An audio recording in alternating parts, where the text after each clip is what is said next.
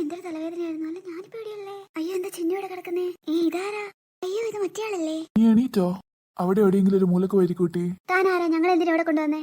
ഒന്ന് വെയിറ്റ് ചെയ്യും, നിന്റെ ചോദ്യങ്ങൾക്കുള്ള ഉത്തരമെല്ലാം കുറച്ച് കഴിയുമ്പോൾ കിട്ടിക്കോളും. ചേച്ചി, അതാരാ എന്നെ വിളിച്ചേ? ചേച്ചി, ഞാനാ ഉണ്ണി. ഉണ്ണി, നീ ഇവിടെ എത്തിയോ? ചേച്ചി, നമ്മൾ എന്ത് ചെയ്യും? എങ്ങനെ ഇവിടുന്ന് പുറത്തു പോവാ? അല്ല ഉണ്ണി, നീ എങ്ങനെ ഇവിടെ എത്തിയേ? അത് പിന്നെ ചേച്ചിയും ചിന്നുവിനെയും ഇവരെ പിടിച്ചോണ്ട് വരുന്നത് ഞങ്ങൾ കണ്ടായിരുന്നു. ഞാനും കൺമണി മോളും അവിടുന്ന് രക്ഷപ്പെടാൻ വേണ്ടി ഓടിയതാ. അയ്യോ, കൺമണി ഇവിടെ ഉണ്ടോ? ആ ചേച്ചി, കൺമണി ഇവിടെ തന്നെയുണ്ട്. അല്ല, നിങ്ങൾ രക്ഷപ്പെടാൻ വേണ്ടി അവിടെ ഓടിയെന്നല്ലേ പറഞ്ഞേ? എന്നിട്ട് എങ്ങനെ ഇവരെ നിങ്ങളെ പിടിച്ചേ? അത് ഞങ്ങൾ അവിടെ രക്ഷപ്പെട്ട് ഓടുന്നതിനിടയ്ക്ക് ഞങ്ങളുടെ മുന്നിലോട്ട് ഒരാൾ വന്നു. അയാളുടെ കയ്യിൽ ഒരു വലിയ കേക്ക് ഉണ്ടായിരുന്നു. അയാളുടെ കയ്യിൽ ആ കേക്ക് കണ്ടപ്പോൾ കൺമണി ഓട്ടം നിർത്തി. അയാൾ കൺമണിയോട് കേക്ക് വേണമെന്ന് ചോദിച്ചു. അവൾ അപ്പൊ തന്നെ വേണമെന്നും പറഞ്ഞു. കേക്കിന്റെ മുക്കാലും അവൾ അകത്താക്കി. എന്നിട്ടും വയറുമണി പോലെ നിൽക്കുന്ന കണ്ടപ്പോ ഞാൻ വിചാരിച്ചു കേക്കിന് പ്രശ്നമൊന്നുമില്ലെന്ന്. എന്നിട്ടോ ഞാനൊരു കുഞ്ഞു കഷ്ണം കേക്ക് എടുത്ത് വെച്ച്. പക്ഷെ ആ കേക്കിന്റെ പീസ് കഴിച്ചതും പിന്നെ എനിക്കൊന്നും ഓർമ്മയില്ല. ബോധം വന്നപ്പോ ഞാൻ ഇവിടെയല്ലേ. ഇവിടെ വേറെയും കുട്ടികളുണ്ടെന്ന് തോന്നുന്നു. പക്ഷെ അവരുടെ ആരുടെയും മുഖം എനിക്ക് കാണാൻ കഴിഞ്ഞിട്ടില്ല. ഉള്ളിലോട്ട് ഭയങ്കര ഇരുട്ടാ. പക്ഷെ ഇങ്ങ് മൂലക്ക് നല്ല വെളിച്ചമുള്ളതുകൊണ്ട് നിങ്ങളെ രണ്ടാളും ഞാൻ വേഗം കണ്ടു. ചേച്ചി, നമ്മൾ എന്ത് ചെയ്യും? എനിക്കറിയില്ല ഉണ്ണി, ഇവരെന്തിനാ നമ്മളെ കൊണ്ടുവന്നതെന്ന് പോലും എനിക്കറിയില്ല. ചേച്ചി, ഇനി ഇവർ വല്ല ഭിക്ഷാടന സംഘത്തിലെ ആൾക്കാരായിരിക്കോ? ചേച്ചി കേട്ടിട്ടില്ലേ കുട്ടികളെ കണ്ണെല്ലാം കുത്തിപ്പൊട്ടിച്ചിട്ട് അവരെ കൊണ്ട് പിച്ചെടുപ്പിക്കുന്ന ആൾക്കാരെ പറ്റിയിട്ട്? ഡാ ഉണ്ണി, നീ ആളെ പഠിപ്പിക്കല്ലേ. പിന്നെ ചേച്ചി തന്നെ പറ, ഇവര് വേറെ എന്തിനാ നമ്മളെ കൊണ്ടുവന്നേ? അത് പിന്നെ എടാ, അത് എനിക്കും അറിയില്ല. എന്തായാലും നമ്മുടെ കാര്യം പോക്ക് തന്നെയാ, അതെനിക്ക് ഉറപ്പായി. എടാ, നീ കരുനാക്കൊന്നും വളക്കല്ലേ. നീ ആ കുട്ടികളെയൊക്കെ ഒന്ന് വിളിച്ചെണീപ്പിക്കാൻ പറ്റുമോ നോക്ക്. ഞാൻ ഈ ചിന്നുവിനെ ഒന്ന് വിളിച്ചെണീപ്പിക്കട്ടെ. ആ ചേച്ചി, ഞാനൊന്ന് നോക്കട്ടെ. ചിന്നു, എണീക്ക്. എനിക്ക് ചിന്നു, ഇത് നമ്മുടെ വീടല്ല. ഒന്ന് ഉറങ്ങാവിടെ. ചേച്ചിനെ കൊണ്ട് ഭയങ്കര ശല്യാണല്ലോ. അല്ലെങ്കിൽ ഈ കട്ടിലിന് സുഖമില്ല. ഞാനൊന്ന് ഉറങ്ങട്ടേന്ന്. കട്ടില? ഏത് കട്ടില്? എടി, ഇത് നമ്മുടെ വീടൊന്നുമല്ല. നീ കിടക്കുന്നത് കട്ടിലും അല്ല. പിന്നെ നിന്റെ ആ രണ്ട് ഉണ്ടക്കണ്ണെന്ന് തുറന്നു നോക്ക്. അയ്യോ ചേച്ചി, അതൊന്നും എനിക്കറിയില്ല. പക്ഷെ നമ്മളെ കിഡ്നാപ്പ് ചെയ്തെന്ന് മാത്രം എനിക്കറിയാം. അല്ലടി, നമ്മളെ കിഡ്നാപ്പ് ചെയ്തോന്നല്ലേ ഞാൻ നിന്നോട് പറഞ്ഞേ.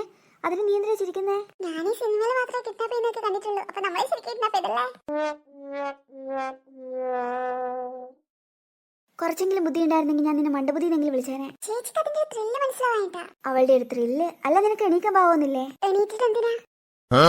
ചേടാ, അത് ശരിയാണല്ലോ. എണീറ്റിട്ട് എന്താ കാര്യം? എന്തെങ്കിലും പറഞ്ഞ് ജയിക്കണം. ഇവളുടെ മുന്നിൽ തോക്കുന്ന നാണക്കേടാ. ബാക്കിയുള്ള കുട്ടികളെ എണീപ്പിക്കണ്ടേ?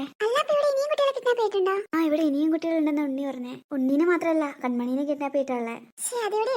അല്ലടി, നിനക്ക് കിടന്നു മതിയായില്ലേ? എണീറ്റാട്ടെ. നിങ്ങളൊക്കെ എങ്ങനെ ഇവിടെ എത്തിയേ? ഇതെന്താ എല്ലാരും ഇവിടെ ഉണ്ടല്ലോ. ആദ്യം നമ്മൾ ഇത്ര ആൾ ഇവിടെ ഇല്ലേ? അതുകൊണ്ട് നമുക്ക് അയാളെ അടിച്ചിട്ടിട്ട് ഇവിടുന്ന് പോയാലോ? അത് നടക്കുന്ന എനിക്ക് തോന്നുന്നില്ല ഋഷി. അതെന്താ ആദ്യം നീ അങ്ങനെ പറയുന്നേ? നമുക്കൊന്ന് ശ്രമിച്ചു നോക്കാന്നേ. ഋഷി, ഞാൻ പറയുന്നത് നീ ഒന്ന് മനസ്സിലാക്ക്. ഇവിടെ വേറെ ആളുണ്ടാവും. അതുകൊണ്ടാണ് ഇയാൾ അകത്തിരിക്കുന്നത്. ഒരാൾ മാത്രമായിരുന്നെങ്കിൽ അയാൾ ഗേറ്റിന് പുറത്തായിരിക്കണ്ടേ. ഇയാൾ നമ്മളെ നിരീക്ഷിക്കാൻ വേണ്ടി ഇരിക്കുന്നതാ. അഥവാ ഇയാൾ നമ്മൾ എന്തെങ്കിലും ചെയ്താൽ മറ്റുള്ളവർ ഇടപെടും. അല്ലപ്പോ നീ എന്താ പറയുന്നത്? നമ്മളൊന്നും ചെയ്യണ്ടാന്നോ? ഒന്നും ചെയ്യാതിരിക്കാനല്ല ഞാൻ പറയുന്നത്. തൽക്കാലം നീ കുറച്ചിടത്തേക്ക് വെയിറ്റ് ചെയ്യും. എടുത്തു ചാടി നമ്മൾ എന്തെങ്കിലും ചെയ്താൽ അതിന്റെ ഫലം ബാക്കിയുള്ളവരും കൂടി അനുഭവിക്കേണ്ടി വരും. അല്ല, നമ്മൾ എല്ലാരും ഇവിടെ കൊണ്ടുവന്നിട്ട് ഇവർക്ക് എന്താ ശരിക്കും വേണ്ടേ? ഡോ, ഈ ഞാനാരാന്ന് നിനക്കറിയോ? നീ ആരായാലും എനിക്കെന്താ? എന്റെ മമ്മി എങ്ങനെ ഇത് അറിഞ്ഞാലുണ്ടല്ലോ. ഇത് നീ ഒന്നും മിണ്ടാതെ നിക്ക്. ഇയാളുടെ മുന്നിൽ പേടിച്ചിരിക്കാനൊന്നും എന്നെ കിട്ടില്ല. ഇവളിത് നമുക്കും കൂടി പണിയാക്കും ചേച്ചി. ദേ, അടങ്ങിയൊരു മൂലക്ക് വരുന്നോ? എന്റെ മമ്മി നാട്ടിൽ അറിഞ്ഞാലുണ്ടല്ലോ, നിങ്ങളിന്ന് വെറുതെ വിടില്ല. നിന്റെ മമ്മിയല്ലേ കൊമ്പത്തെ ആളാണെങ്കിൽ എനിക്കെന്താ? അതിനെല്ലാം മുമ്പേ നീ പരലോകത്തെത്തിയിരിക്കും. അല്ല, അയാൾ അവളോട് പറഞ്ഞതിന്റെ ഉദ്ദേശം നമ്മളെ കൊല്ലുന്നല്ലേ? ആ, ഹലോ ബോസ്. ബോസ് ഗെയിമിന്റെ സെറ്റായോ? ആ സാർ, ഇവിടെ കുട്ടികളെല്ലാം എണീറ്റിട്ടുണ്ട്. ഞാൻ ഉടനെ തന്നെ അവരെയും കൊണ്ടുവരാം. എന്ത് ഗെയിമിന്റെ കാര്യം ഇയാൾ പറയുന്നേ?